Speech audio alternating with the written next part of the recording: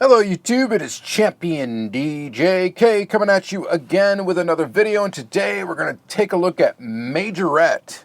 Is Majorette cool now? I don't know. I think they are. I've been digging that these things have been showing up at Walmart, and actually in the pink slips or whatever, pink series, whatever it is, have been showing up at Target as well. I don't think we've seen the standard Majorettes there, but they're back in the U.S. and I think they're doing pretty well, to be honest. I mean, they tend to sell. We need a new assortment very, very soon because I've been seeing the same stuff, but I believe this first round of stuff, or second, third round of stuff, was going really well.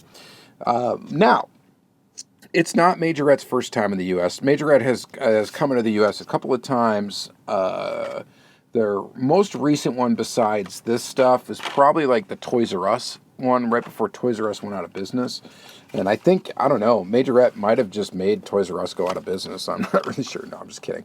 But this, I believe, now these two, I've got two Majorettes right here still in the package. My buddy Jay gave these to me. He went ahead and shot them over. And I think these are actually from Toys R Us. These were like the Toys R Us exclusive ones. I'm pretty sure, but this is like the packaging and the style that they were in.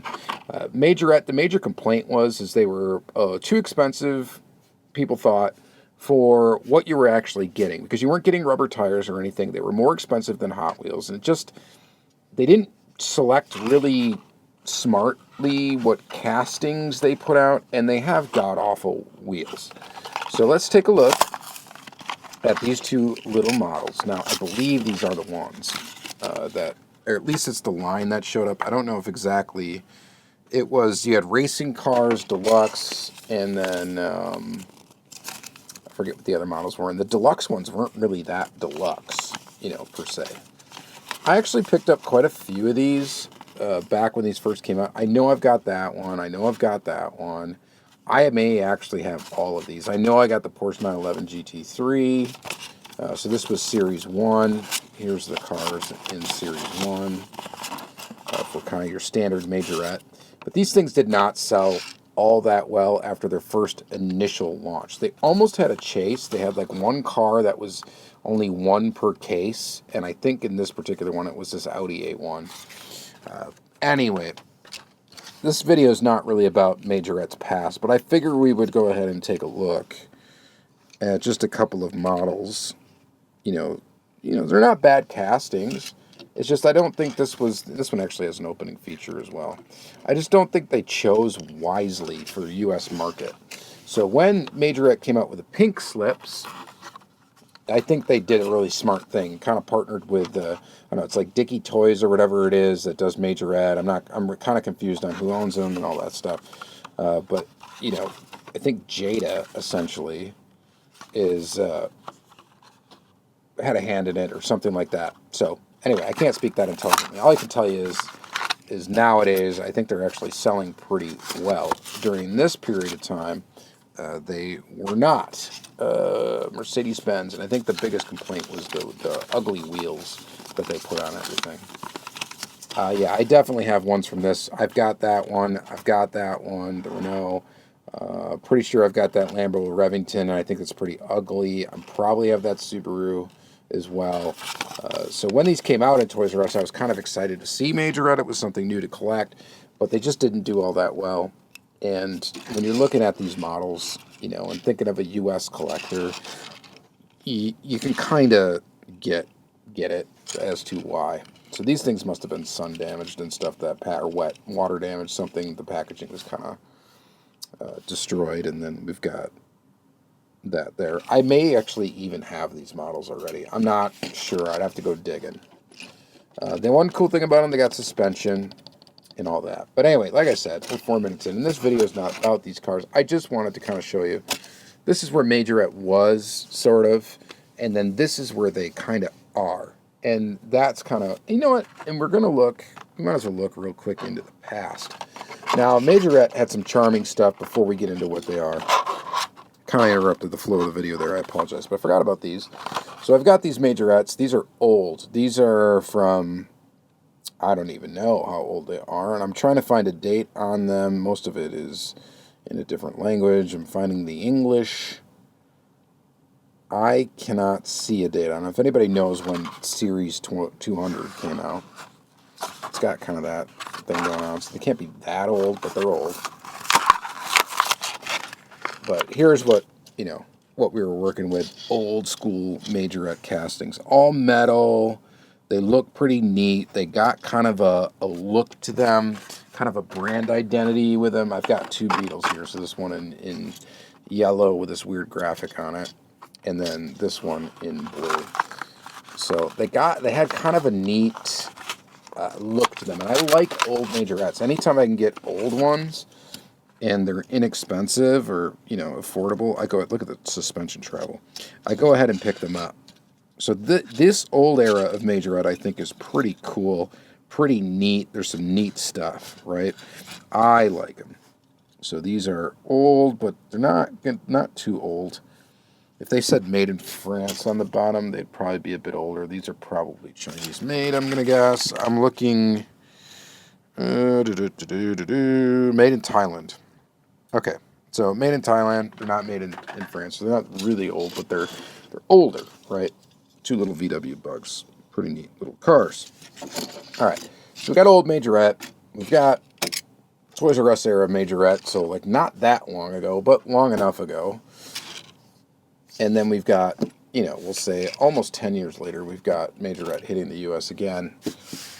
And it's all of its glory here with premium stuff, good-looking wheels, all of that. So we're opening these up one by one. We'll take a quick look at them. So these, so imported by Jada Toys, okay? And I think Jada, I'm going to assume, is selecting the toolings and castings that are coming over here. And I think that they're doing a pretty good job getting U.S. collectors interested in these. Now, are they Hot Wheels interested? No, not even close. But they do seem to be selling, and they do seem to be selling quite well. You do get a box with the car. If you want to store your model in the box, you could do that feasibly. Looks like it should fit. I don't necessarily save these for Majorettes.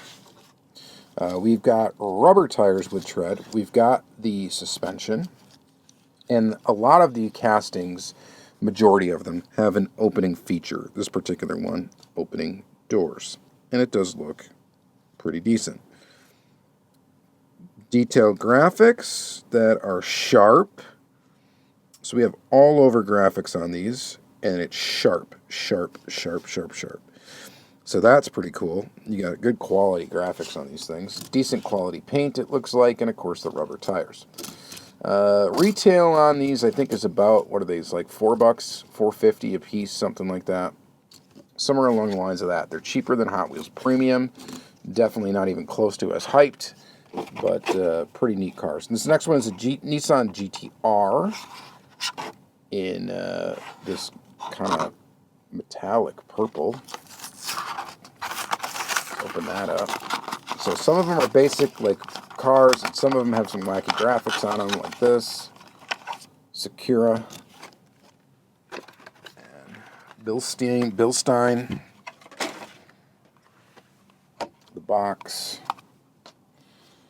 Nissan GTR, of course, ever popular model.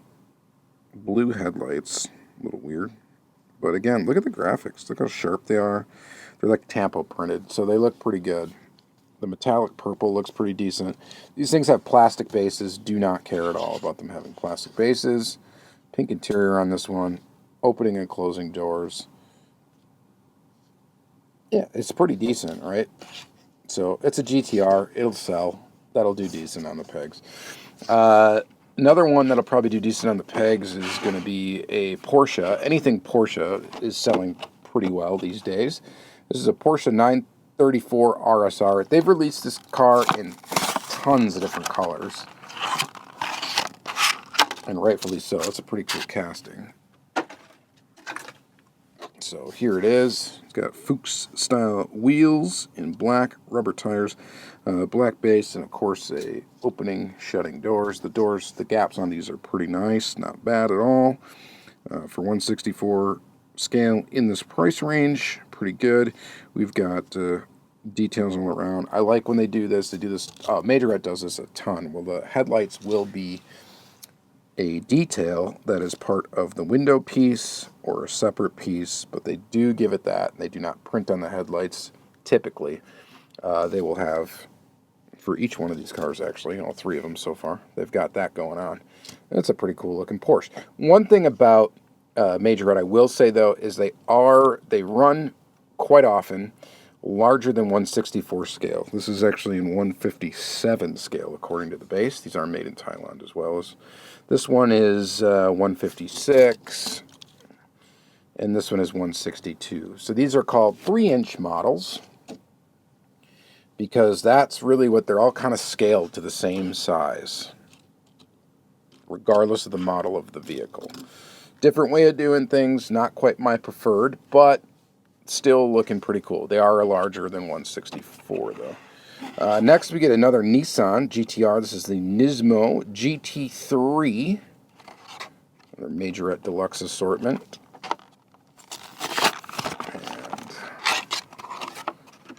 And this one in a matte black. Looks quite nice. And again, I'm sure this one will sell well too.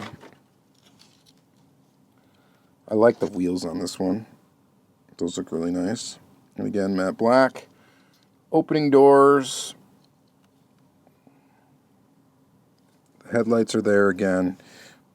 Look how sharp the details are. Very nice. Look how sharp the details are in the back. Again, very nice. This rolls like a dream. It's got the suspension. It's got the opening doors. This one says it's in 164 scale. So not all of them run big. It just depends on what the size of the real car is, I guess, compared to this. But how is this in 164? And this one is in 162? These are about, I guess, because of all the body kit and stuff like that. And they're the same size. This ends up being 164 scale. All right. Moving on, we got two more models to go. We've got the Porsche 911 GT3 Cup. All right, so this model, well, actually, let's save this for last. It's got some weird packaging thing going on. We'll take a look at that in a second. So this one, Lamborghini Kos LP400, and this thing is pretty sick. This is like a newer tooling from Majorette, and it looks really good. I thought I had already had it, but the version I had was from before, and it had plastic tires, actually. This one actually has the rubber tires. But a Lamborghini Kos LP400. Joining my Kos fleet. And this looks pretty awesome. So this has the opening door features, scissor doors. Inserted details up there for headlights again. Right there, looking good.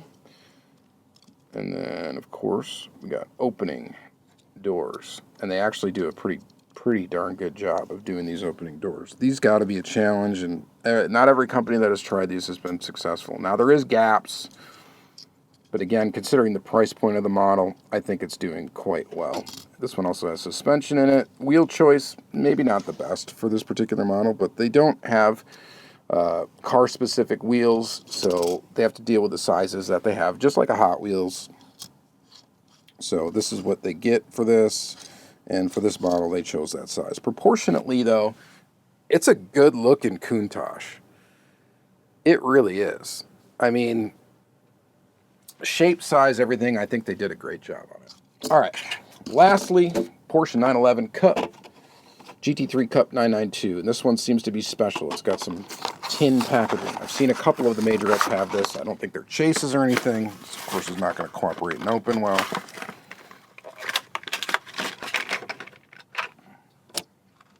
Chromed,